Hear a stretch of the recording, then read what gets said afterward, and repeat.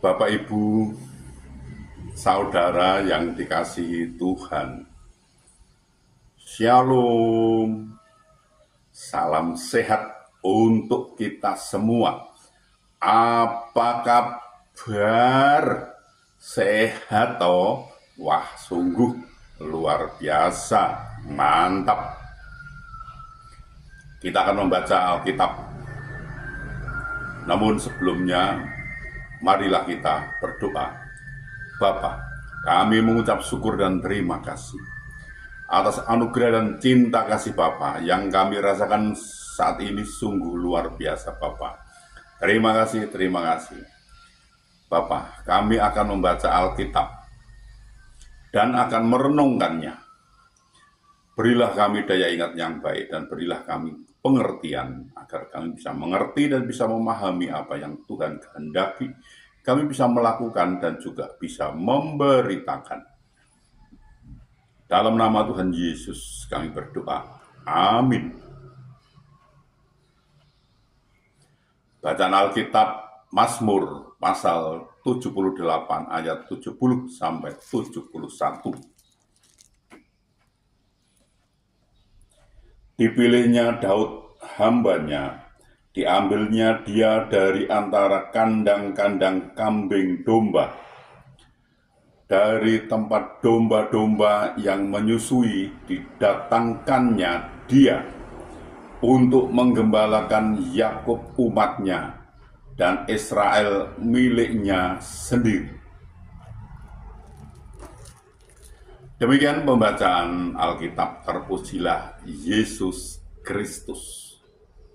Bapak, Ibu, Saudara, kemampuan Daud memainkan kecapi membawanya ke dalam istana sebagai pelayan Saul. Bukan sekedar mampu, tapi di dalam dirinya ada urapan Tuhan sehingga setiap kali kecapi itu dimainkan roh Tuhan melawat. Dan di setiap kali apabila roh yang daripada Allah itu hinggap pada Saul, maka Daud mengambil kecapi dan memainkannya. Saul merasa lega dan nyaman, dan roh yang jahat itu undur daripadanya. 1 Samuel pasal 16 ayat 23.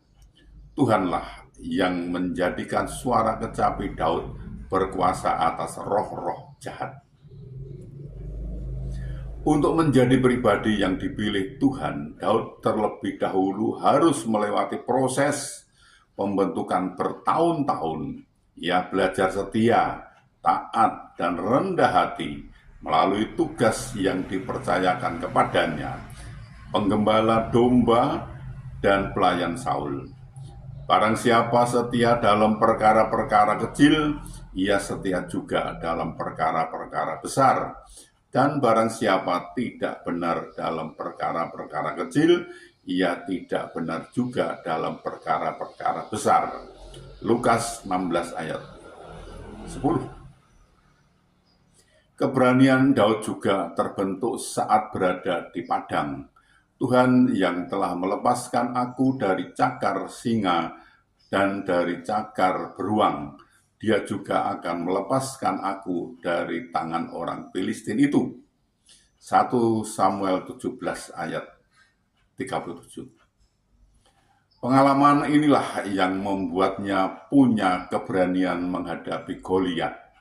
Ia berani bukan karena merasa kuat, tapi karena ada keberanian ilahi di dalamnya, di mana ia percaya bahwa ada Tuhan yang akan menyertainya. Bila manusia memilih seseorang seringkali berdasarkan atas apa yang dilihat dari luar, penampilan gagah, tampan, cantik, padahal penampilan luar itu seringkali menipu dan mengecoh kita.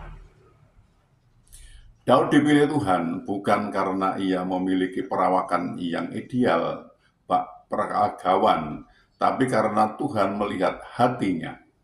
Firman-Nya kepada Samuel, janganlah pandang parasnya atau perawaan yang tinggi, sebab aku telah menolaknya. bukan yang dilihat manusia, yang dilihat Allah. Manusia melihat apa yang di depan mata, tetapi Tuhan melihat hati. 1 Samuel pasal 16 ayat 7. Setia, taat, dan rendah hati ada dalam diri Daud, maka Tuhan memilih dan mengurapinya.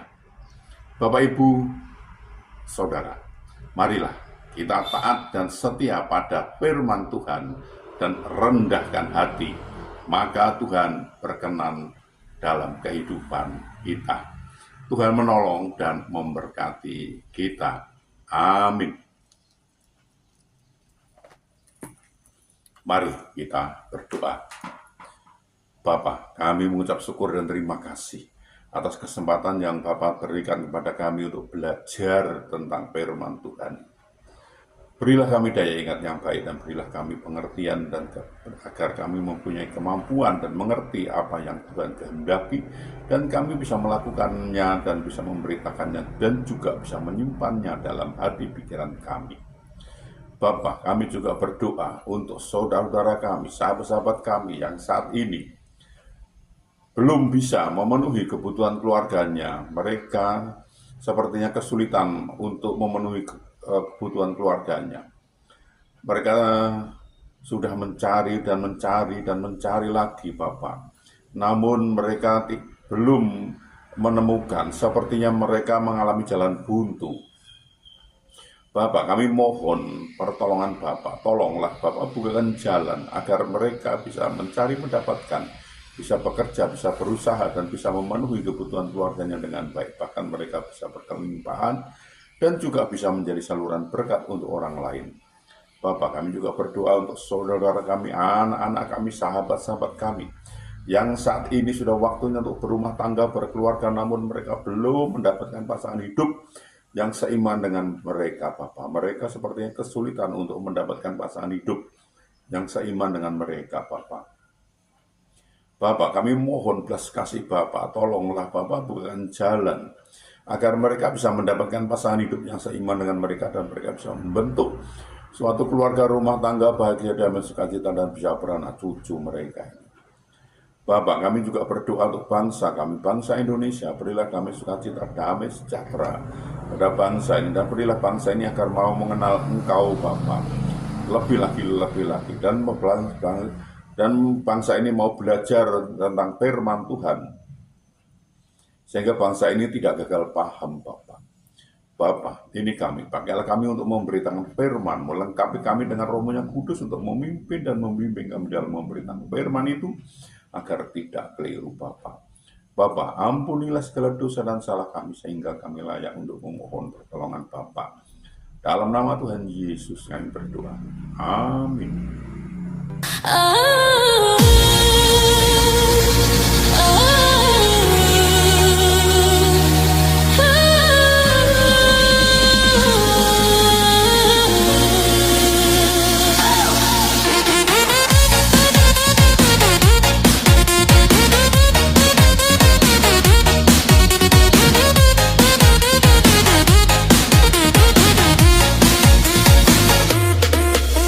Di setiap langkah yang ku jalani, kadang ku tak mengerti rencanamu, namun ku percaya kasih-Mu abadi, rancangan terbaik-Mu bagiku.